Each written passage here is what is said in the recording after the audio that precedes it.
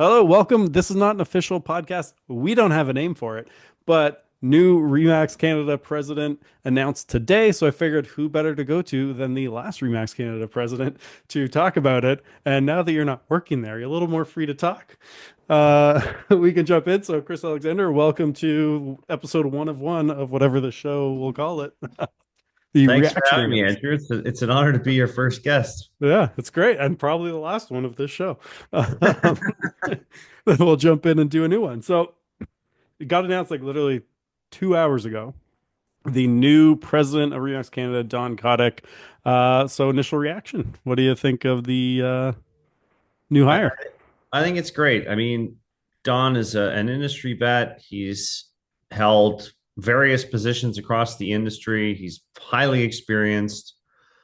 Big goal for Remax internationally is to elevate the brand from a consumer standpoint.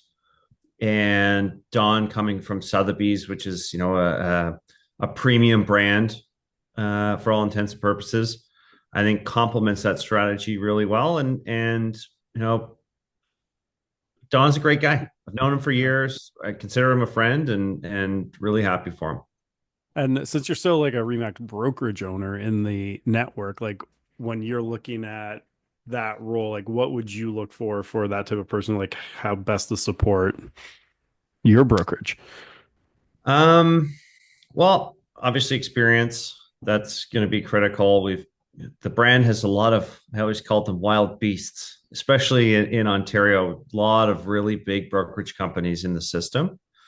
Um, I was involved in the outset of what this candidate should look like. And then after that, for obvious reasons, I was not involved in actually screening any candidates, but integrity and character were two things I was very vocal about with Eric and the staff at Remax HQ. And Don checks those boxes in a big way. And so, as I learned being in the role, you've got to do what you say you're going to do. And I think if he does that and brings a fresh new perspective to the role, he'll be very successful. And he's got a great team underneath him too.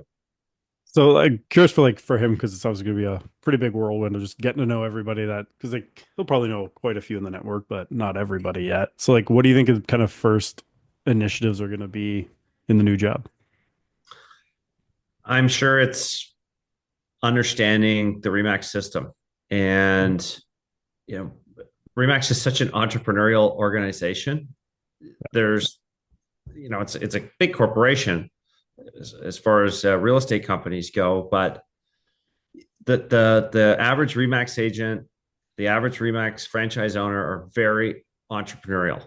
And that can be really refreshing for people if they're not prepared for it. But like I said, Don's been in multiple positions, and he's well equipped to slot in nicely and get to know the network from that standpoint.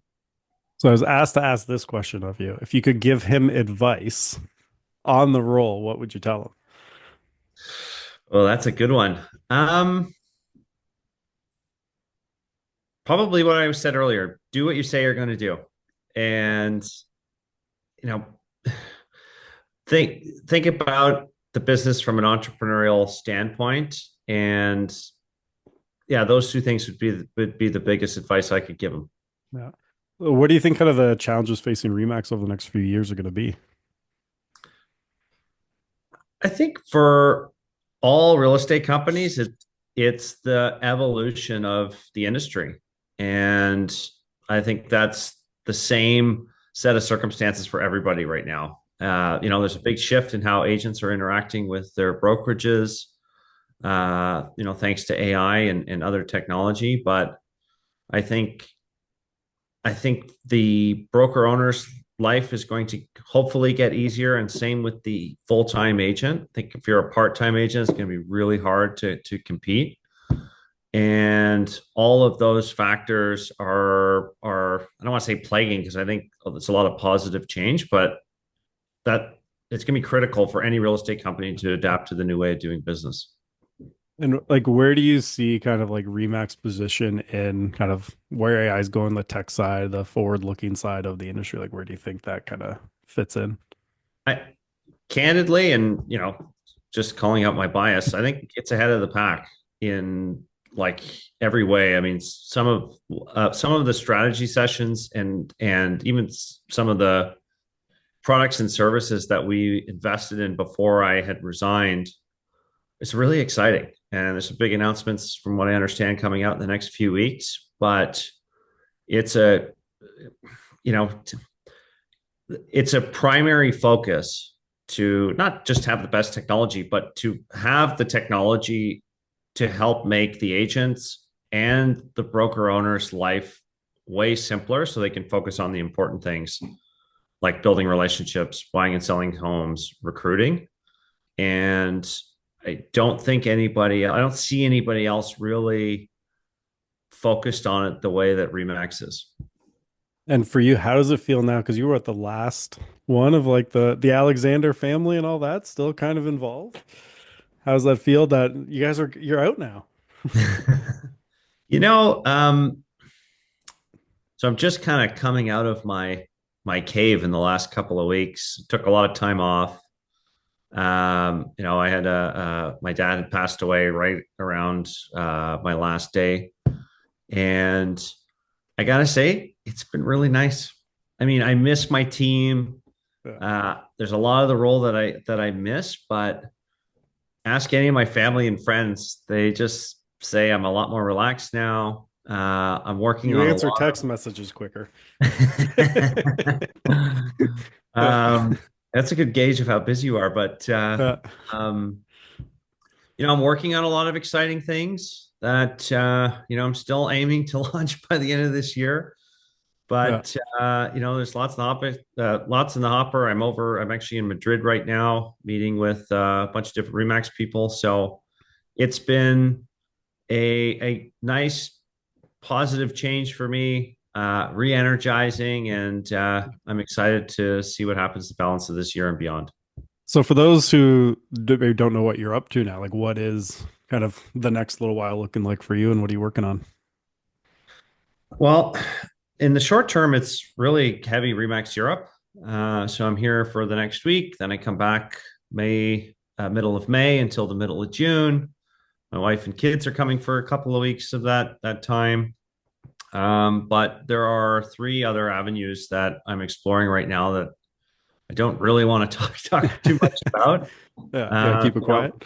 Slowly building my advisory services business, and I'll be, like I said, I'm gearing up to launch by the end of this year, and we'll be making some announcements by the mid to late fall. And I'm curious, like how much for you, like when you're looking back at like the Remax time, like is there specific things you kind of hope that Don carries forward when he's kind of running with Remax? Or Yeah, I think I'm really proud of the just the renewed spirit that we created, especially in Canada, and it was a lot. It was a family business. Then we sold. Then we merged with Western Canada, and then of course with the U.S.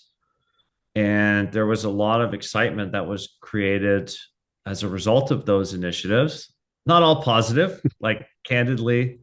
There were some really tough decisions we had to make on the direction of the business, and fortunately, most people agree with it, but there were some that didn't, and that's understandable. But just that energy. So, Don, if you're watching, keep that going, buddy. yeah, and we're gonna have Don on one, and we'll talk to him then. Get to see what he's thinking directly. That was fun. So I was telling actually the story on the podcast I was filming earlier. So when I bought Rem, Don was the first one to reach out to grab lunch. So it was like that's my first time I met Don a couple of years ago when we bought Rem. We went out and had a good lunch together. It's a good guy. Funny. When I first became a regional director, he was like the first non-Remax executive to reach out to me. Yeah, So he's that guy. He's a relationship guy. yeah. And, that's so underrated in the real estate business, whether you're an agent or a broker owner, the relationship is just the foundation of all of it. And that in itself, him being that relationship person is going to serve him really well. What do you think is going to be the kind of the biggest change from like going from Sotheby's to Remax for him to kind of navigate? The wild beasts and Just a and few the of them. entrepreneurial spirit. I mean, there's Uh, like there's nothing like it. And every real estate organization, company, they all have their unique flavors. And but Remax is no different. We're just super entrepreneurial. People love the fact that they have autonomy to run their business the way they want to run it, and with all the support in the background if they want it. And I think most people that come into the organization, that's like their favorite thing about yeah. it. And I think that Don is really going to enjoy that. And like a role like that where he's, president of Canada, how much kind of is he have a say over what's going on Remax wise in Canada versus like Denver HQ deciding? On the day-to-day operations of the business and on Canadian specific issues, he'll have full control, Yeah. as I did. Um, However, it's not just Canada that's Yeah. part of it, right? So, and there's a pretty major strategic overhaul happening at the brand level that I'm personally really excited about, and so I think it's going to complement what we do in Canada really well, and Don will be a really good steward of that. Any of the like upcoming stuff you can talk about yet, or it's still all behind closed doors? It's still all behind closed doors, but Yeah. everybody will find out soon enough. Yeah. I mean, hopefully we're publishing what they are when Yes, they I'm sure happen. you will. Yeah. If It's we hear it's about them. it's really like, I mean, admittedly, there's some stuff that's already available in market from different Yeah. providers, but I think for a brand as powerful as Remax, especially in Canada, to have this new suite of services Yeah. is going to be really well received. That's good. And for you, like what's going to be like as a broker owner, what's kind of your looking forward with Remax? Like what's your main focus?